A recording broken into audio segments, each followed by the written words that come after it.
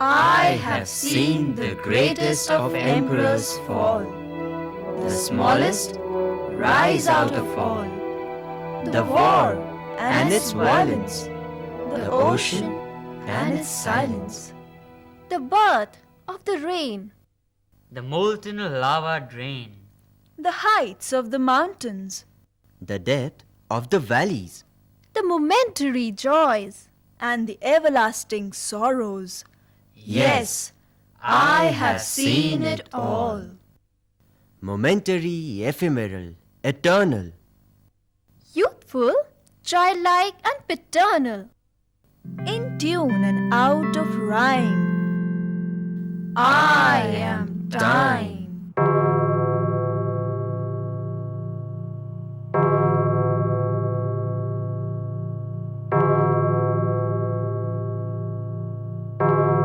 The very faintly ticking sound stands out as the loudest companion we could ever have. We're so accustomed to it that we have almost taken it for granted. But time respects the one who respects it. Not to stop for anyone is the game of time.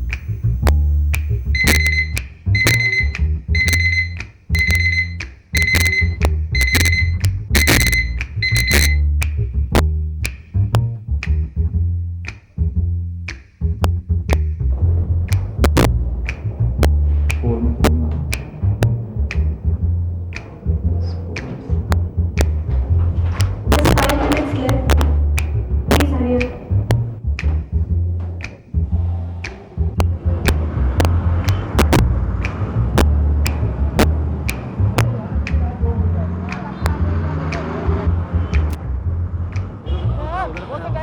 It's 11:30.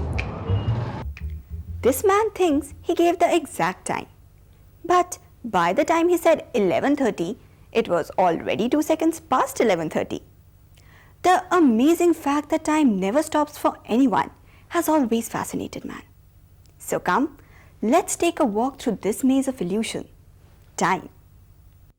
Time is like words which once spoken can never be taken back.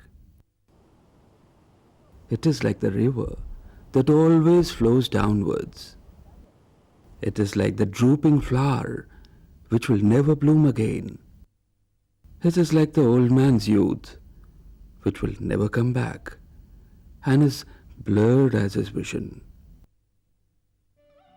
Just as in a song, tune and rhythm cannot do without each other. Time and life always go hand in hand.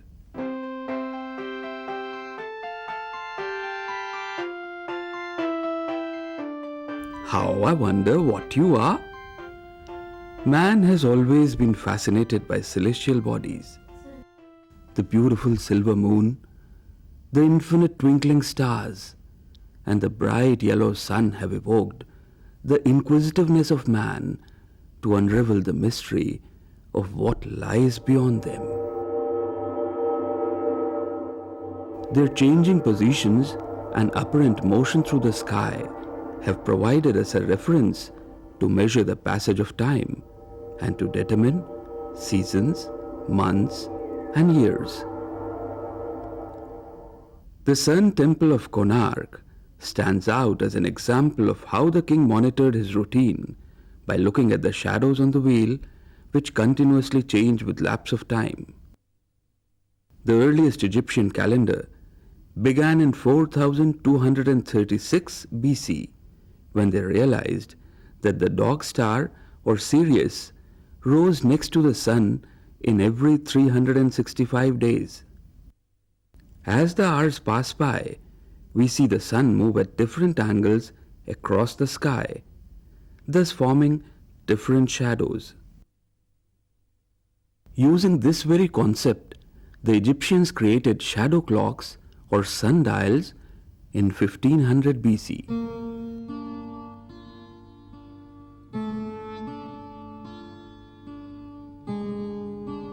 This device divided a sunlit day into 12 parts.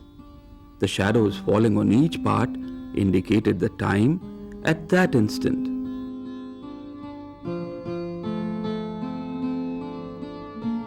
Finally, with time, the ways of measuring time also matured from bulkier and inconvenient ones to smaller and easy to use watches. What is it that wakes you up exactly at 6 in the morning, even without an alarm clock beside you? Or why do you start getting queasy signals from your stomach once it's noon?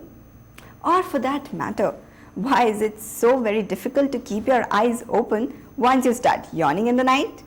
Well, it is the small little biological clock that keeps ticking inside each one of us and governs our day's activities. All living things, be it plants or animals, have different lifespans in which they behave differently at different times. A sunflower turns towards the sun as soon as it is daytime. Birds rush to their nest with dusk. And the jasmine blooms with the moonlight.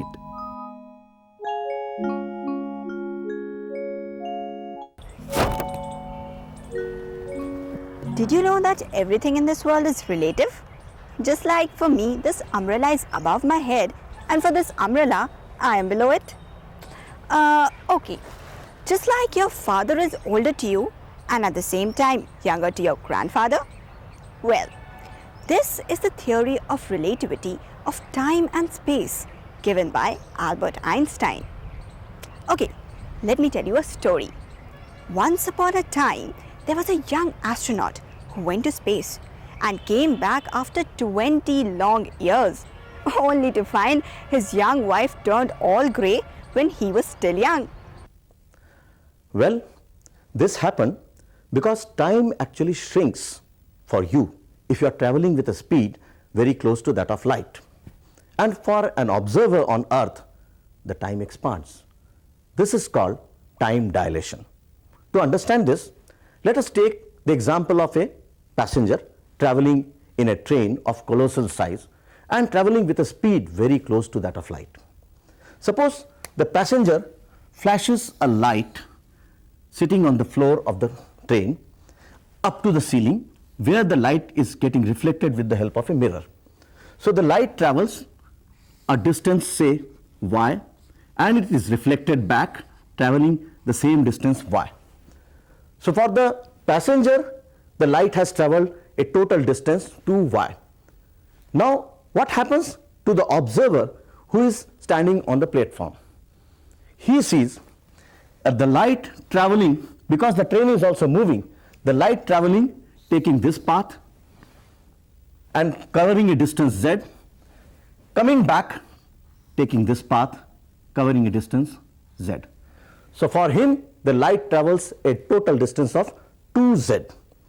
So what is the time for the observer sitting on the compartment? He finds that the time taken by the light is 2y upon c, while for the observer on the platform the time taken is 2z upon c, and obviously z is longer than y. So the observer sitting on the platform finds that the time taken is more than for the observer who is sitting on the compartment, and this is time dilation. Even without dilation of time, the distance between celestial bodies is so enormous that it takes too long to travel from one to other. At the rate of our fastest spaceship, it would still take 40,000 years to reach Alpha Centaur, the closest star. Even light takes about 8 minutes to travel from Sun to the Earth. The distance traveled by light in 1 year makes a light year, which amounts to 9.46 into 10 raised to the power of 15 kilometers. We would take 1,25,000 years to reach a destination 10,000 light years away. But Einstein's equation postulates that this distance can be traveled in 7,500 years. One obstacle that comes in between is the fact that no particle can achieve the velocity of light. This can be explained from this famous equation E equal to mc square. Here this m is not the static mass, it is the dynamic mass, and the dynamic mass is equal to m0 static mass multiplied by a factor gamma. Now what is gamma? Gamma can be explained as this factor, which is equal to 1 upon square root of 1 minus v square upon c square. When the velocity is very, very small, negligible, then this factor becomes 0, gamma is 1, and therefore the static mass is equal to the dynamic mass. But when the velocity is very high, very close to that of light, then v square upon c square cannot be 0, and this whole factor turns out to be a small factor which converts gamma into a very large value. And therefore, when a particle achieves the velocity very close to that of light, its mass also increases. And from this equation, we can see that a colossal amount of energy will be required to achieve this velocity, which is not possible. Concluding, we can say that a spaceship weighing about a ton will take an enormous amount of energy, the energy which the whole world will produce in several months. How I wish I was a child again. Man's greatest of desires has been to go back and forth in time, to be able to go back into the age of the dinosaurs and fly forward into the complete digital age. Man's imagination has been never-ending and limitless. H.G. Wells, in his famous novel Time Machine, written in 1898, portrayed time travel in which the hero could travel back and forth in time up to 1 lakh years. However, according to classical physics, the passage of time seems to be strictly a one-way affair. If we could travel faster than the speed of light, we could control time. This is because as we approach the speed of light, time slows down until at the speed of light, time becomes 0.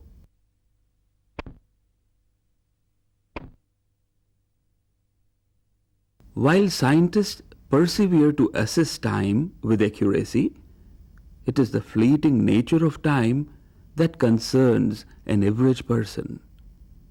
Everyone knows that once lost, it can't be gained ever again. To evaluate a year, ask a student who has failed a final exam.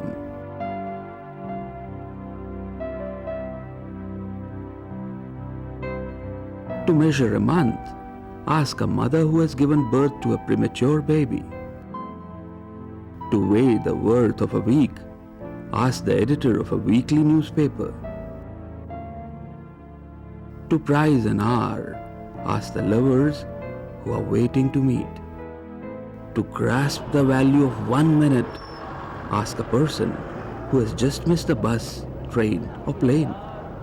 To appreciate the value of 1 second, ask a person who has survived an accident.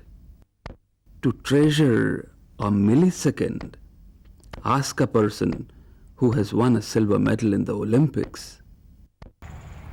Life is a journey charted through several milestones. Each milestone requires some specific effort and some stipulated time. It may be a year or even a millisecond. Nothing can stop us from achieving our goals if we make the right effort at the right time. So come, let's realize the value of time and walk hand in hand with it.